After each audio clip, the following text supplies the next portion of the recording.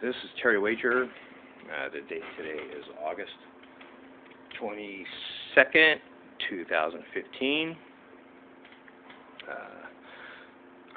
I have explained on previous vlogs how I'm a victim of a murder conspiracy, how I'm a victim of organized sting operations here in Portland, Oregon.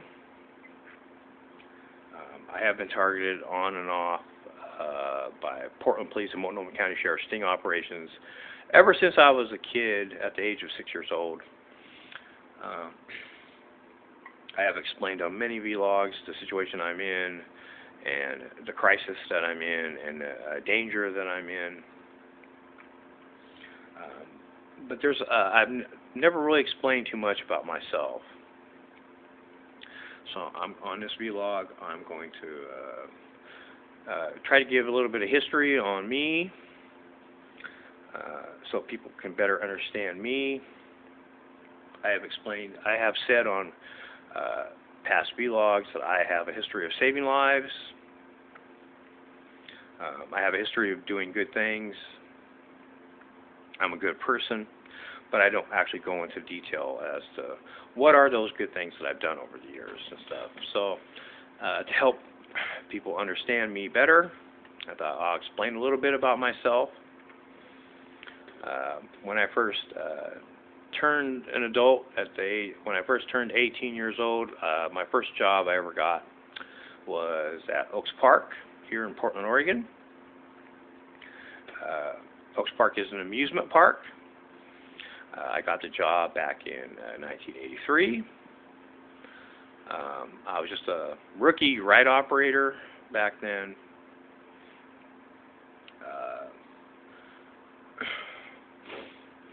I was working there as a ride operator, and I got used to right away having to deal with emergency situations.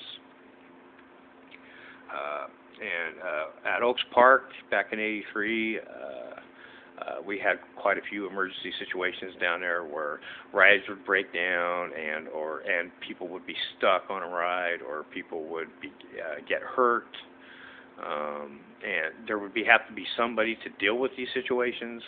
And right away, I became one of the type of employees down there that was one of the go-to people for emergency situations. My first year that I worked at Oaks Park, we had a blackout on 3rd of July.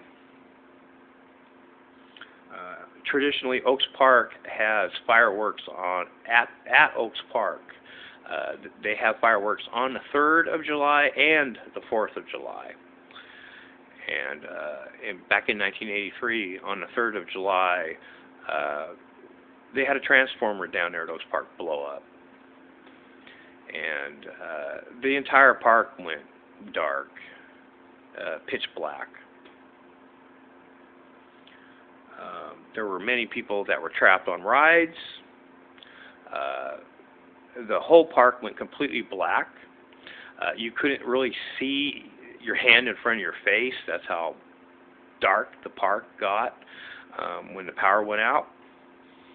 And it was everybody was having an emergency situation at that moment. The entire park was in an emergency because the entire park just went completely black. There was no lights anywhere. All the rides, the power to all the rides, and all the lights to all the rides, and all lights everywhere in that park were gone, were out, and it was an emergency for everybody. I had to deal with the most dangerous aspect of that blackout, because the transformer that blew up was right above my ride.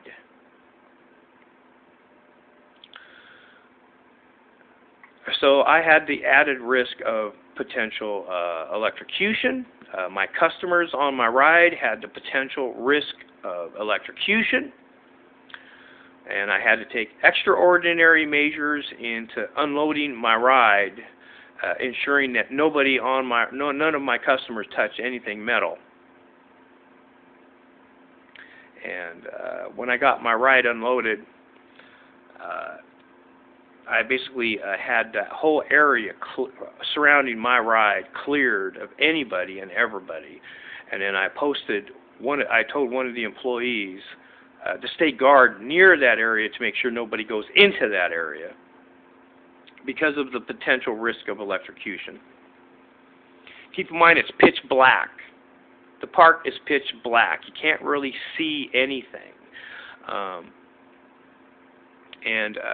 Right after I had that area cleared out, customers and of other employees had that whole area cleared out, surrounding the area of my ride. I posted a guard near the area. I told one of the employees, "You stay right here and make sure nobody goes anywhere near this area,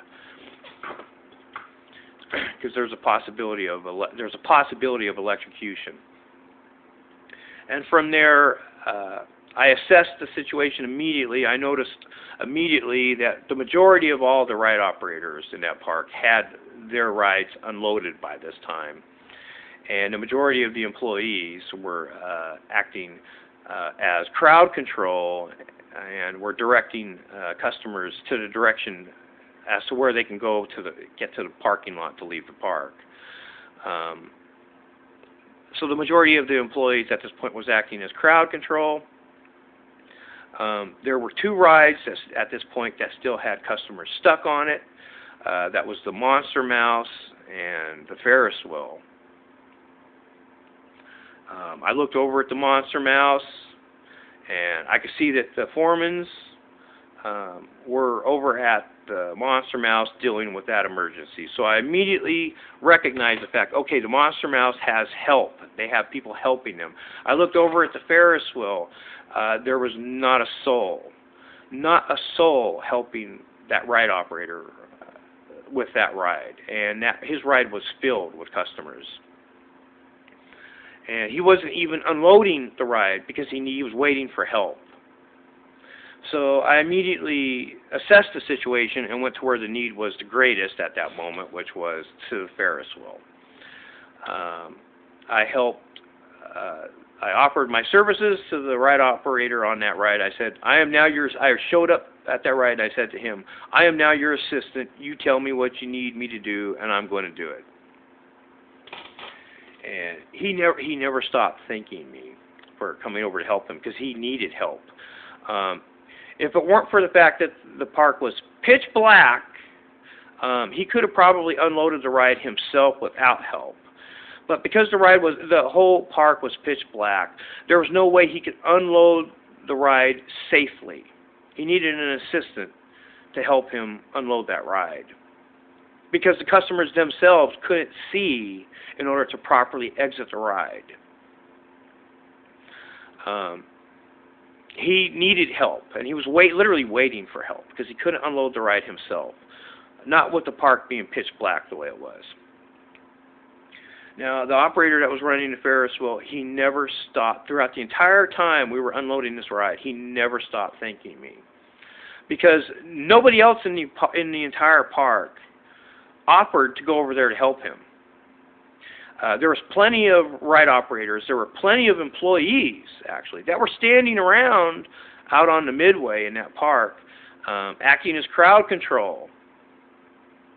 But not a soul went over to the Ferris wheel operator to help him unload that ride. Between the Ferris wheel operator and me, we were able to safely unload that ride with no power and no lights. And we got the ride unloaded, and we got the customers off of that ride. Apparently, another employee came over to the Ferris wheel operator before I did, and the Ferris wheel operator was asking that person for help, and that person left him. And while me and this Ferris wheel operator were unloading this ride, he was scared that I was going to leave him as well. He was telling me that somebody else came over, and then that person left and didn't come back. And I repeatedly assured him, while we're unloading this ride, I repeatedly assured him, I am not leaving until this ride's unloaded. I said, I offered myself as your assistant, and I am not leaving until this ride is unloaded. I had to repeatedly assure him of this because he was worried that I would leave him because somebody else came over to him before I did, and that person left him. You'd be amazed how many people in an emergency situation fail to exercise common sense. Now, I was only 18 years old at the time. This was 1983. I'm only 18 years old. This is my first job, first time on a job. I haven't even worked in a solid year yet. I'm just a rookie employee in that park, and I'm not doing anything that required any sort of special training whatsoever. The only thing I did was common sense, plain and pure, simple common sense. And I just simply had the balls to do the right thing. You'd be surprised how many people do not exercise common sense.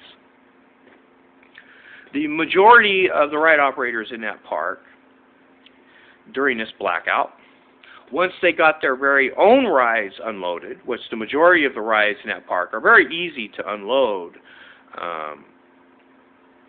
with no fuss or muss. Once they got their own rides unloaded, the majority of these employees were just kind of hanging out on the midway and just acting as crowd control, and they were basically smoking cigarettes.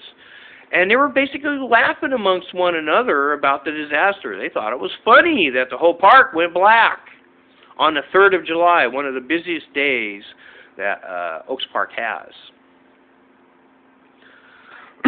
Excuse me. Not a single one of them had the presence of mind to realize or recognize the fact that, there's people trapped on the Ferris wheel. Maybe the Ferris wheel operator might need some help in unloading these customers. Nobody had the common sense to do that. I was the only person that took it upon myself to assess the situation and to recognize the fact immediately that, the Ferris wheel operator needs help. He's got a full load of customers on that ride, and he obviously needs help in unloading that ride.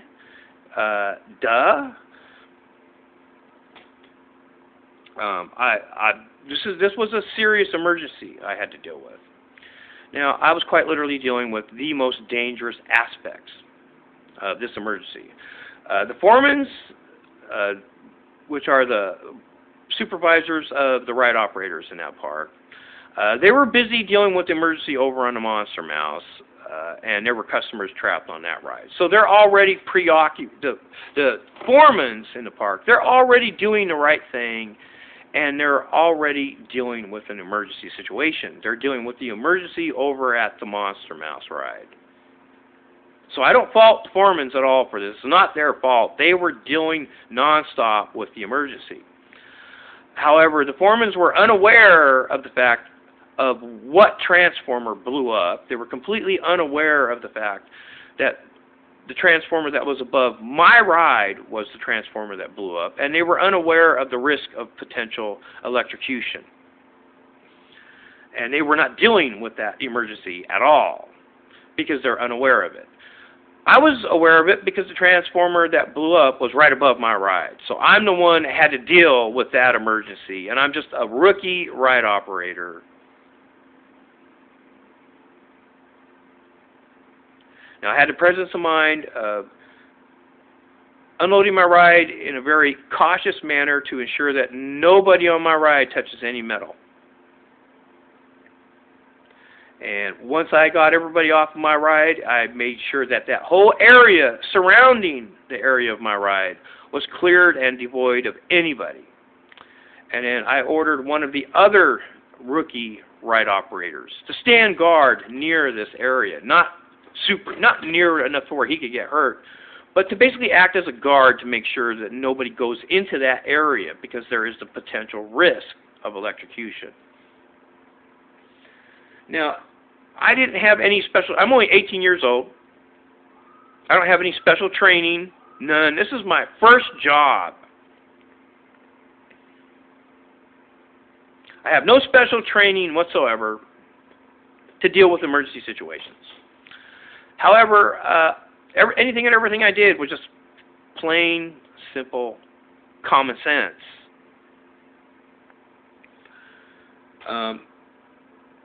After I had that area cleared and posted a guard to make sure nobody else goes into that area, I immediately assessed the situation. Okay, all the other rides are already unloaded, and then I'm trying to figure out where the need is the greatest.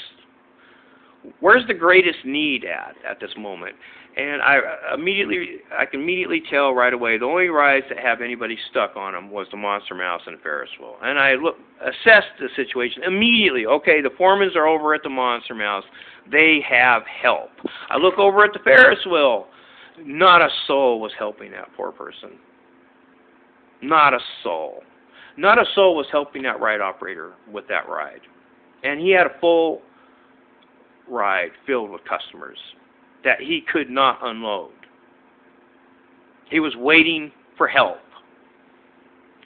And I immediately scanned the park, and I could see the vast majority of all the employees are just standing around on the midway, laughing about the disaster, and they're smoking cigarettes, and they're just acting as crowd control for the customers that want to exit the park. Now, I don't mind the fact that the majority of the employees were just basically standing around and acting as crowd control. That's fine, because you know what? That's what the majority of them, for the most part, needed to do anyway. So I don't really fault them for that. But the fact that here's the Ferris wheel sitting there, and the operator's at the Ferris wheel, and he has a full ride filled with customers on there, and he's unable to unload that ride without help. And not a single one of these people offered their services to help this poor man to unload that ride. I immediately assessed the situation and went to where the need was the greatest, obviously. The Ferris wheel, duh. That poor man, that very poor and scared man, needed help. He didn't know what to do. He needed help. He knows how to run the ride, but he has no power. Now, that ride is a type of ride that has to be balanced, and it's easy to turn. It's possible to turn that ride by simply allowing the heaviest end of the ride to simply turn on its own, because the ride is not 100% balanced, so the ride will turn. So if you unload a few customers at the bottom of the ride, well, then the ride becomes top heavy. So once you've unloaded those couple of customers, all you have to do is just release the brake, and then because the ride is heavy at the top, the ride will slowly start to turn. Even with no power at all, it'll start to turn. The heavy end will always come down to the bottom. Always. So we were able to unload that ride meticulously and cautiously. And he needed help in unloading the ride because he couldn't see, for one thing, because it was pitch black, and the customers couldn't see, and it was impossible for the ride operator to let the customers out of the ride without them falling down or tripping on the ramp that goes up to the Ferris wheel, because they couldn't see. They needed help. That ride operator for that ride, the Ferris wheel, needed help. He needed assistance.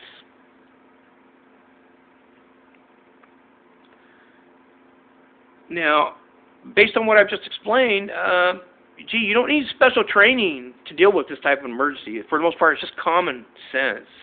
And I didn't have any special training, but I'm just exercising common sense and have the balls to do the right thing.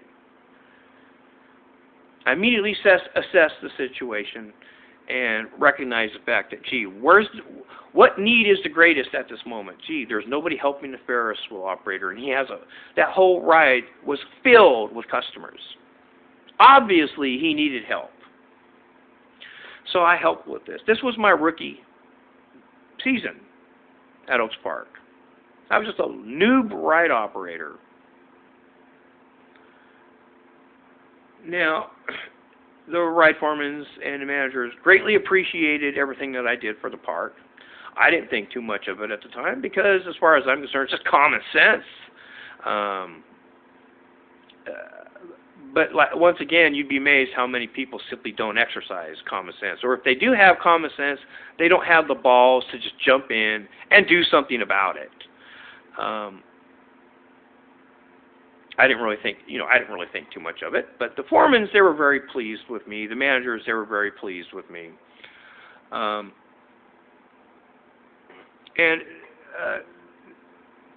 I would like to point out the same season, in 1983, which was my rookie year there at Oaks Park. I was instrumental, as a rookie ride operator, a new employee, I was instrumental in safety policy changes down there at Oaks Park. In 1983, the most accident-prone ride in that entire park in 1983 was the motorcycle ride in Kittyland. That's a kids ride. That's in Kittyland there at Oaks Park. That ride is in 1983, it was the most accident-prone ride in the entire park. Everybody hated that ride. All the ride operators hated that ride. Nobody that worked at Oaks Park liked that ride. It was Oaks Park has the policy of whoever first come, first serve, which means whoever gets there first gets their pick of the rides, so they can choose which ride they want. Whoever gets there last gets the leftovers that nobody picked. And the two most hated rides in the park at Oaks Park in 1983 was the Ferris wheel and the motorcycle ride. Those were the two most hated rides in the park. The Ferris wheel is the most hated ride because it's the most difficult ride to run.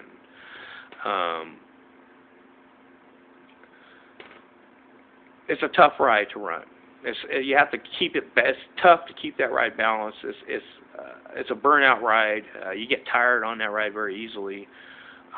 You have bad posture running that ride all the time because you have to stand in a very awkward manner in which to run that ride. It is one of the most hated rides. Well, the motorcycle was next to being the most hated ride in that entire park in '83. And the reason why is because it was the most accident-prone ride in the entire park. It was impossible to run that ride without kids falling out of that ride. Impossible. On the motorcycle ride in Kittyland, you have to run that ride according to the manufacturer's recommendations for that ride. And the manufacturer's recommendations for that ride stink. They don't work. The ride's not safe because of it. But whatever the manufacturer's recommendations are for any given ride, that's usually what Oaks Park's policies are. So we had to run the ride according to manufacturer's recommendations. Well, kids, almost every time you run that ride, a kid would fall out of that ride. There are ropes on that ride that you have to latch into a latch that helps to hold the child onto the ride so that they don't fall off of it. The problem with that arrangement on that ride is that those latches do not keep the rope in place at all. The ropes on the motorcycle ride easily come undone, easily, and because of it, kids fall out of that ride all the time. For years, Oaks Park ran this ride in this manner, and because of this, it was one of the most hated rides in the entire park.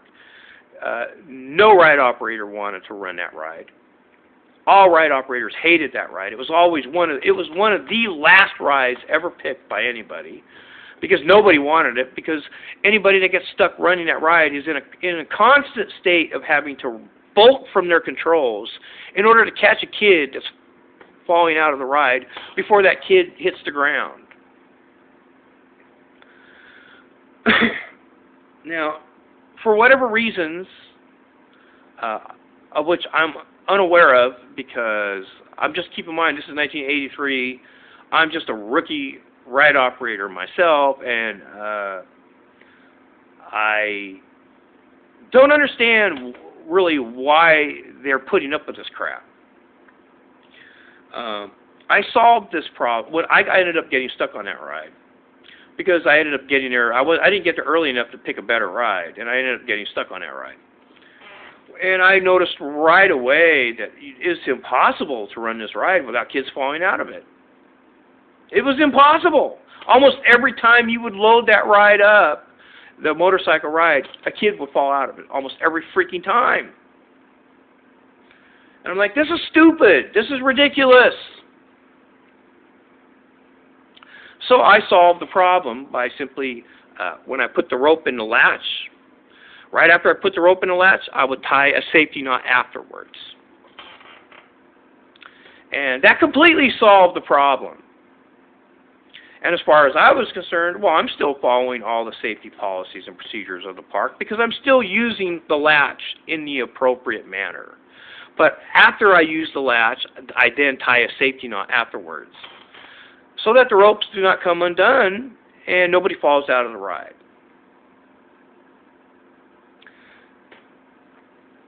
And I quite literally solved the problem with this ride. It was the most accident-prone ride in the entire park. It was one of the most hated rides in the park.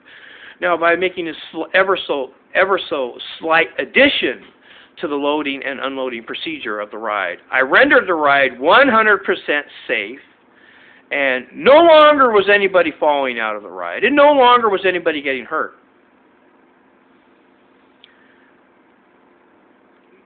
After a couple hours of me running this ride this way, one of the foremans in the park noticed that I was running this ride in a manner that doesn't fit the manufacturer's recommendation. So the foreman confronted me on it. Keep in mind, I'm just a rookie ride operator. It's my first job. I'm only 18 years old. It's my first job.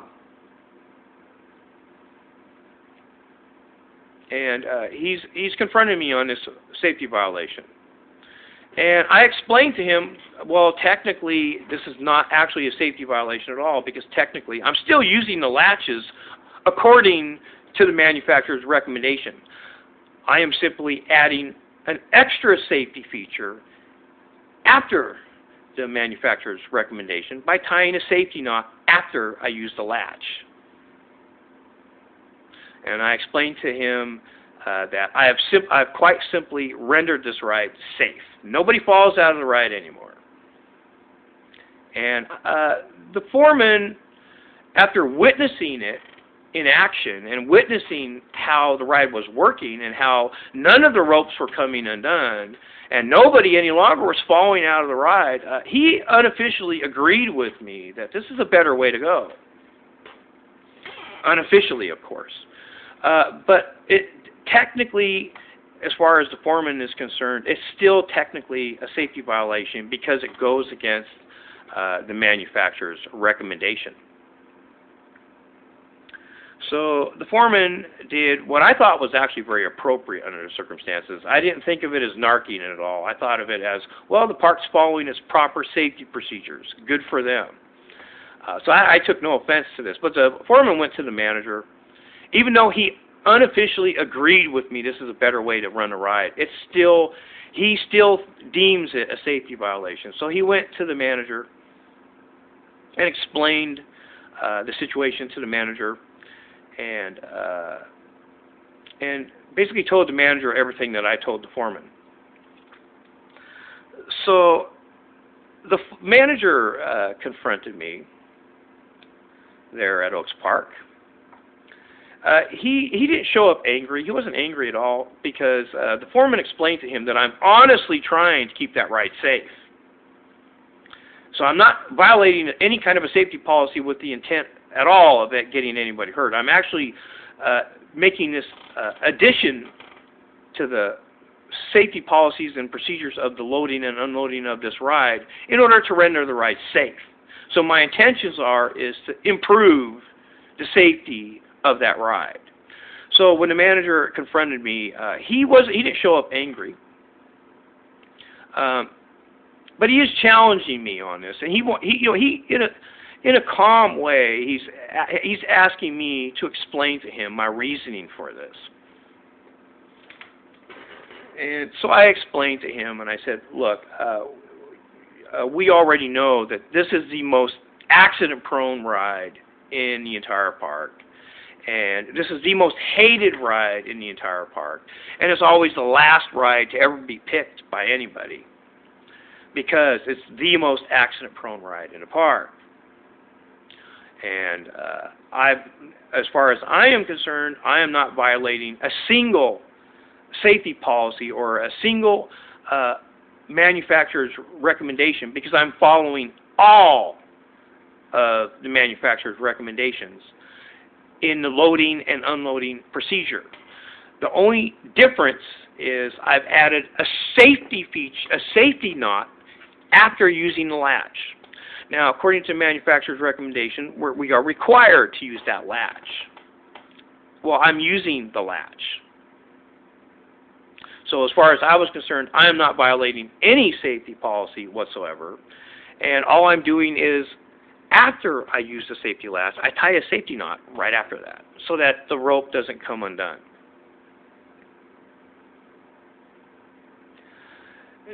And the manager could tell right away that I'm a very safety conscious person, that I care a great deal about safety, and I'm technically actually following the manufacturer's recommendation, and just added an extra safety precaution alongside the manufacturer's recommendation in order to ensure the safety of the ride. Now, the manager was not upset with me. He was not angry with me. But he's having doubts. He still has doubts. And I can see, based on his facial expression, he has doubts.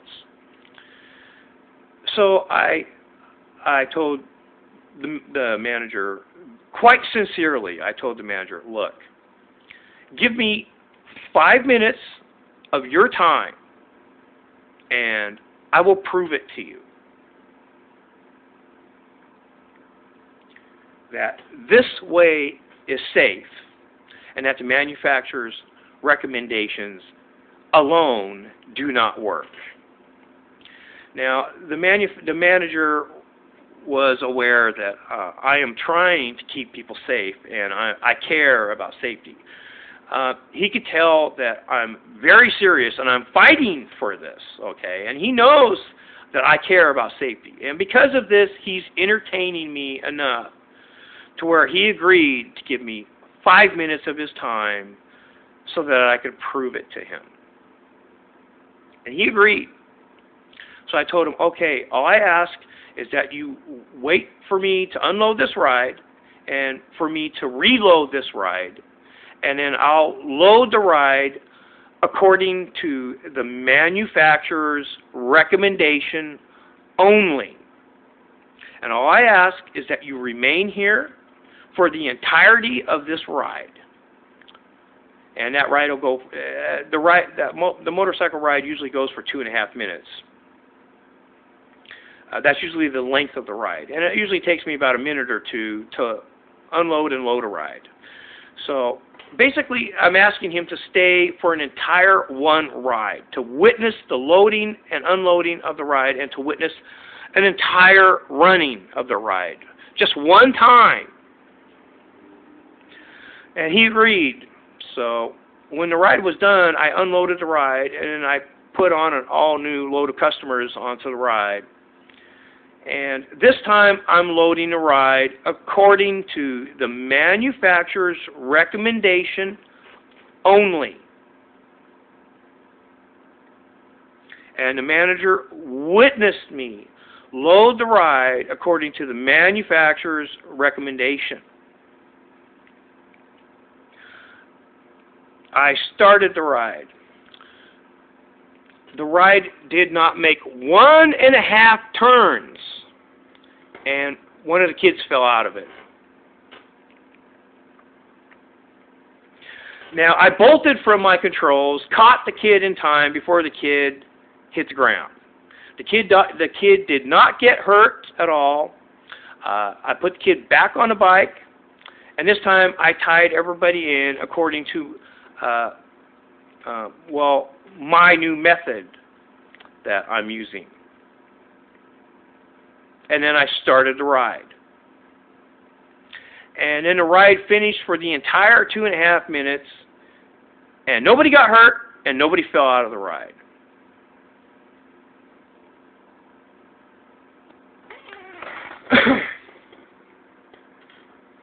Now, at this point, so I'm quite literally a man of my word. I told him, give me 5 minutes, and I'll prove it to you. And in 5 minutes, I proved it to him. The manager's response to this was he 100% approves of my new method. However, he still deems it to go against the manufacturer's recommendations, and therefore it cannot be recognized as an official policy of this ride. So, without verbally saying it, the manager at this moment was demonstrating how he is going to look to the left. He'll look to the right. He'll look straight up in the air. He'll look down the midway, and then without looking at me or looking at the motorcycle ride, he said, "You have a good day." And then he walked off with a smile on his face. That was the manager's way of making it known that unofficially he 100% approves. But because it does not fit with the manufacturer's recommendations, it cannot be an official rule of the park. And as far as I was concerned, that's perfectly fine with me. I really don't care if it's an official rule or an unofficial rule. I really don't care. All I really care about is the ride's now safe. I quite literally, with this ever so slight change in the loading and unloading procedure of this ride, I quite literally took the most accident-prone ride in the park and rendered it one of the safest rides in the park. Now, the very next morning, the next day after this incident with the motorcycle ride, I didn't get there early. I got there about 10 minutes before it was time to clock in to go to work. I didn't get there early like a lot of other operators do. A lot of operators will get there a couple hours early because the people who get there first get their pick and choice of what ride they get. And the people that get there last are usually the ones that get stuck with the terrible rides. And for whatever reason, I wasn't really concerned about. I wasn't really concerned about getting an easy ride. I never really cared if I got an easy ride or a hard ride. I didn't really care. It didn't really matter to me. I wasn't afraid of hard work, so I wasn't afraid of rides that are difficult to run. I didn't really care if a ride is easy or difficult. Really didn't care. When I got there the next morning, I find out that I was literally confronted by the entire ride team, and found out that the foremans and all the managers were directing and ordering everybody on the ride team to make sure they see me in order to learn this new procedure because they wanted to implement it immediately. Unofficially, of course. Since it's an unofficial procedure, the foremans and the managers cannot teach this procedure. But they were so happy and pleased with this procedure that they were ordering everybody in the ride team to go see me to learn the new procedure. Unofficially, of course. Because they were so pleased with this new procedure that they wanted to implement it immediately, and they wanted all the ride operators to know this new procedure. That's how thoroughly I proved it to the manager. So you have to understand that literally after I proved it to the manager, from that point forward, I had the managers and the foremans, they 100% approved of this new method of running this ride and agreed with me that this is the only way to run the ride and to keep it safe. But because it goes against the manufacturer's recommendations, obviously it cannot be official. So it's, but everybody approved of it. So when I literally showed up for work the next morning, I found myself in a situation where practically the entire ride team, which is about 30 to 40 people, were reporting to me, and I'm not even on the clock yet. I just arrived into the park, and I'm just heading to the ride room where the time clock is and where the lockers are. And I'm quite literally confronted by the entire ride team, and they're all telling me, yeah, the foreman's told them they have to check with me to learn this new procedure on the motorcycles. And some of them were saying, yeah, the managers were telling us that too. So everybody basically reported to me in order to learn this new procedure. Unofficially, of course. Everybody was very pleased with this new procedure. It was the most hated, one of the most hated rides in the park in 1983. It was the most accident-prone ride in the park. Almost every time you run that ride, a kid would fall out of that ride. For whatever reason, I don't know why, but nobody either had the common sense to just tie a safety knot after they used the latch. I don't know why nobody even thought of that. It's just common sense as far as I was concerned. I simply took the most dangerous ride in the park and rendered it one of the safest rides by not violating the manufacturer's recommendation, because I'm still following the manufacturer's recommendation 100%. I'm still using the latch according to the manufacturer's recommendation. But I simply tie a safety knot after I use the latch.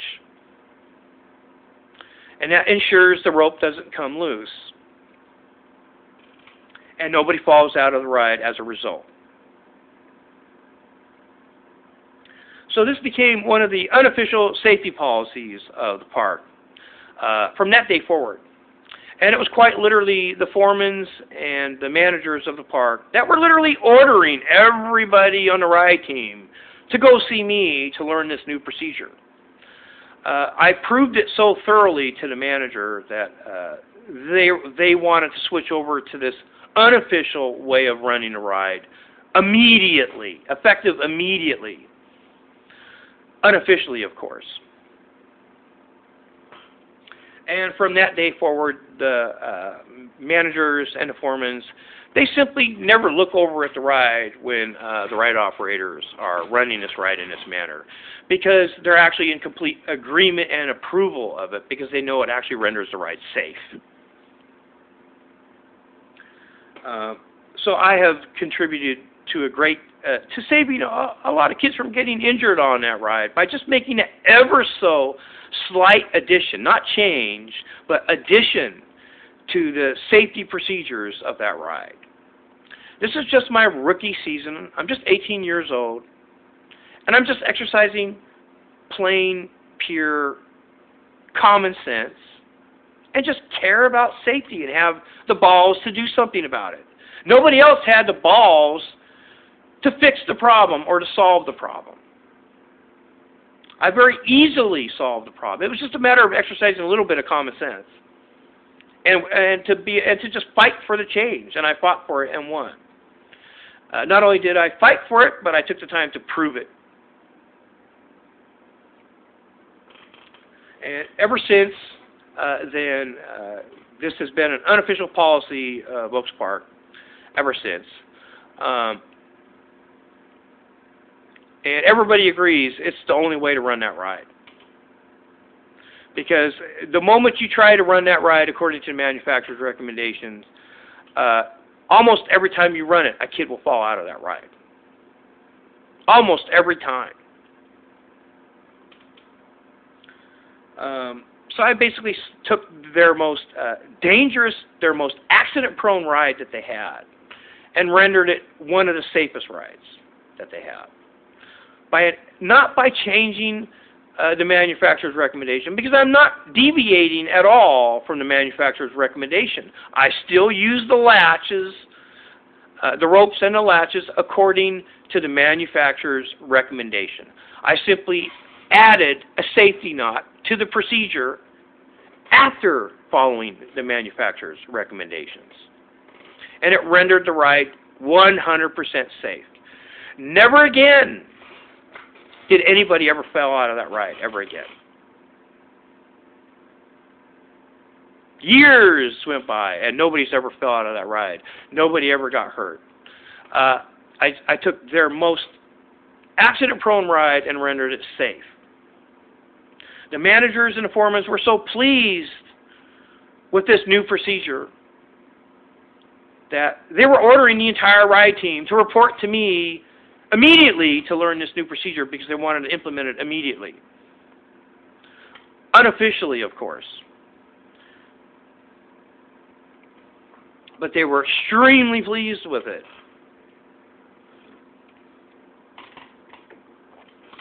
After all this, I spoke with the foremen and with the managers, and I even told them, I told those guys, I said, I really don't, I told the foremen, I said, I have no ill will towards you for going to the managers over this. As far as I'm concerned, you care about safety just as much as I do.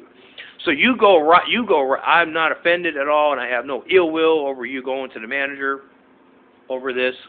And I said, you go on following the safety policies and procedures of this park.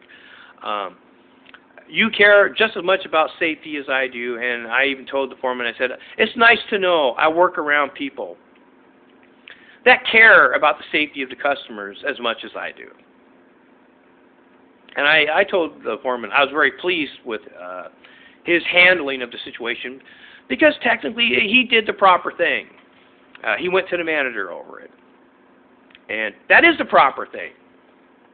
Unofficially, he agreed with me it's a better way to run a ride, but he's still viewing it as a safety policy, a safety violation nonetheless, and because of it, he did the right thing and went to the manager. And I told the foreman I have no ill will towards him, and I even told the managers I don't really care if this is an official rule or an unofficial rule. It's really irrelevant to me. It doesn't really matter to me. All I care about is now the ride's safe. That's all I care about. So I didn't really care if they wanted to recognize it as an official rule or an unofficial rule. It really didn't matter to me. What mattered to me is, okay, now I didn't view myself as the winner in this situation. I viewed the customers as the winners. And all I really cared about is the safety of our customers, the safety of our employees. And I took the most accident-prone ride in the park and rendered it 100% safe. We never had anybody fall out of that ride ever again. Ever. Nobody ever got hurt on that ride ever again.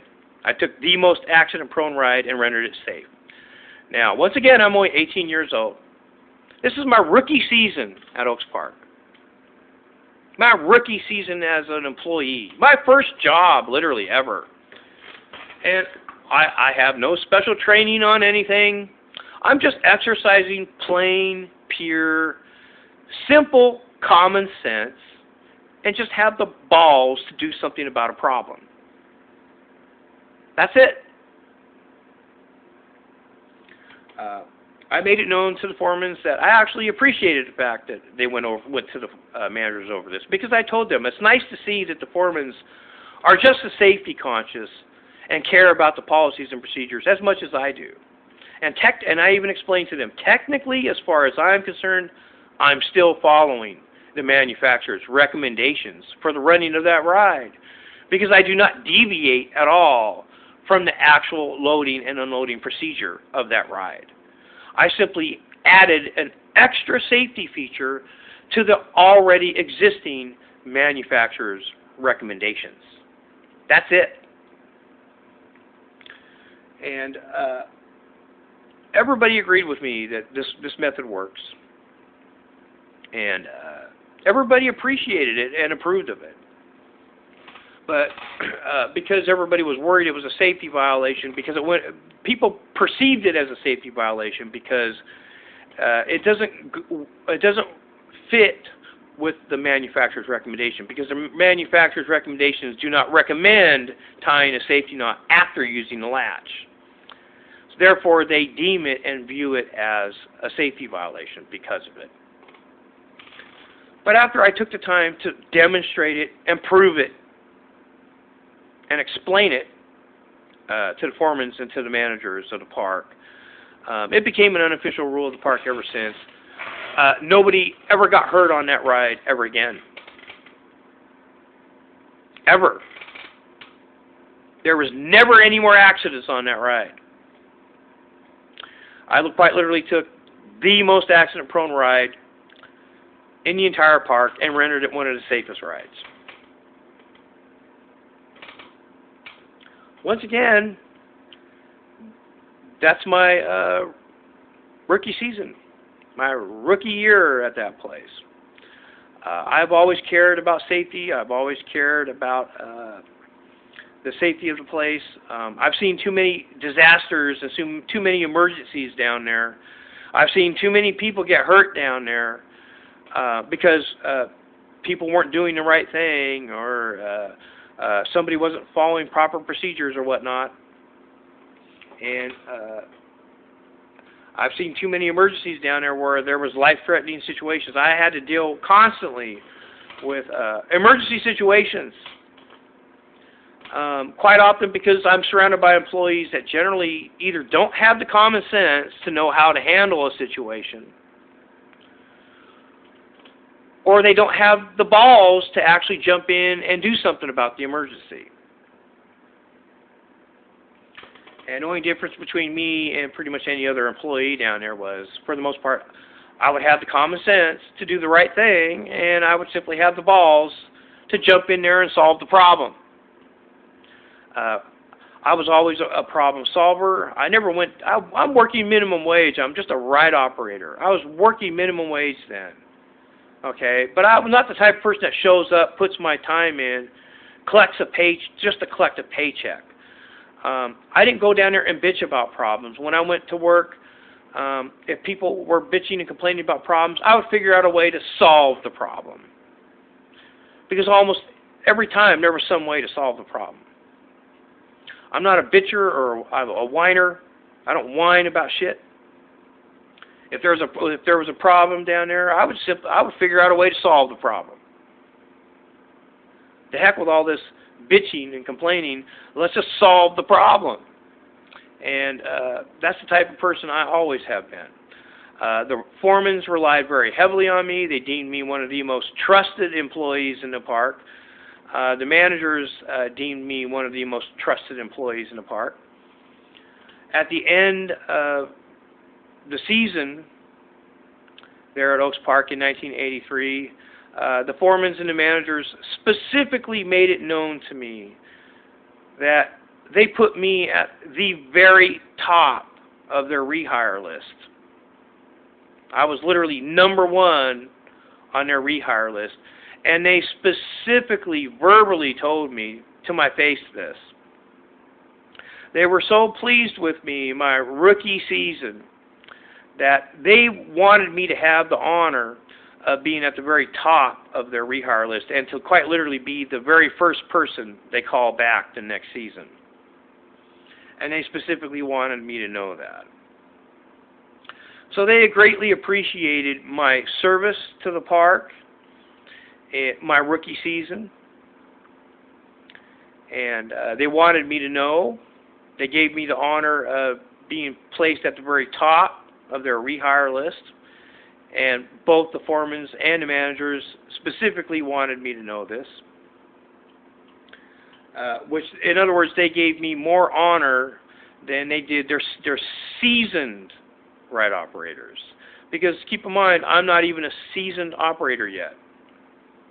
Fantastic used to run Oaks Park back in '83. Fantastic is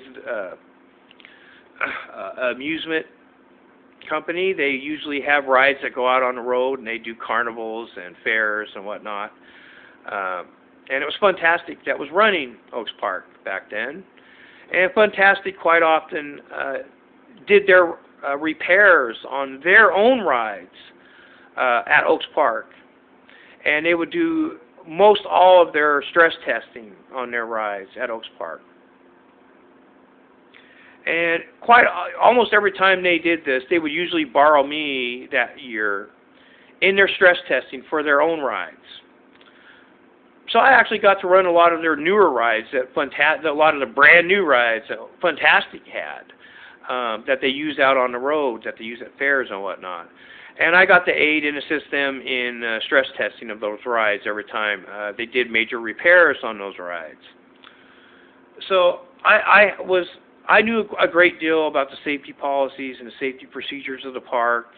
I cared a great deal about the safety of the park. I had a great deal of hands-on experience in that park, pretty much in every aspect of it. My rookie season, I was known for as a go-to person for emergency situations. My rookie season. Everybody appreciated my help, and nobody, I was just a lowly ride operator. I'm not a boss, I'm not a foreman, I'm not a supervisor or anything like that, but I was a very helpful person. I always helped the managers anytime they needed help with anything. I helped the foremen anytime they needed help with anything. I never complained about conditions.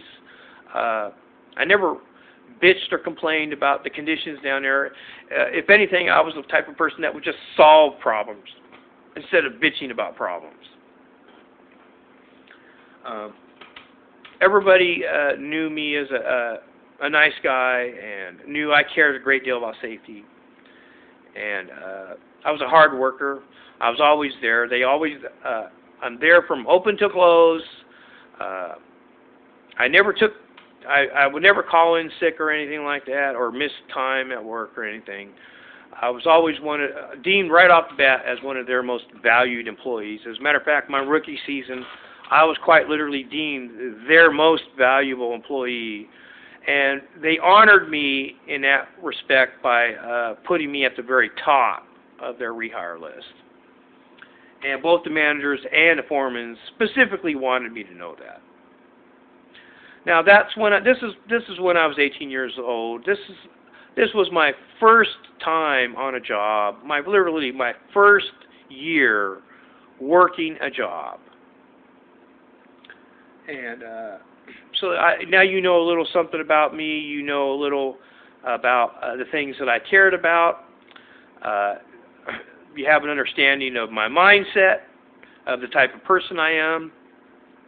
I quite literally had to train about 40 people this new procedure after I took the time to prove to the managers and the foremen that this would render the motorcycle ride one of the safest rides in the park.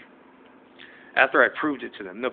The foremen and the managers were so pleased with this new procedure, they were unofficially ordering the entire ride team, which is 30 to 40 people, to report to me immediately to learn the new unofficial procedure. That's how pleased they were with this unofficial procedure. Nobody ever got hurt on that ride ever again, I'm happy to say. This is Terry Wagar. This is my vlog for August 22nd, 2015. Thank you for taking the time to listen.